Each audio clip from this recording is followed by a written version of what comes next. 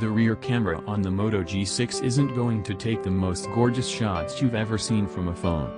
It can hold its own against other phones around this price, though, and some more expensive mid-rangers too. It's a dual-sensor setup, with a 12MP sensor working in tandem with a 5MP one to the side of it.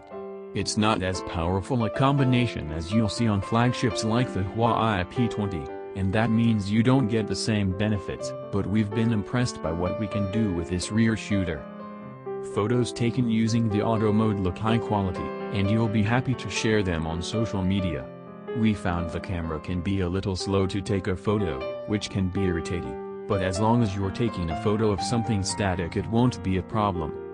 The 12MP sensor has an aperture of f/1.8. while the 5MP secondary sensor is f/2.2. The second sensor only becomes useful when you're using the phone's portrait mode, which is a feature we've particularly enjoyed using on the phone.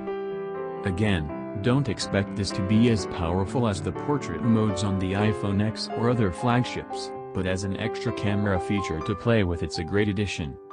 The portrait mode enables you to focus on a foreground subject and apply 3 different basic effects to your photos.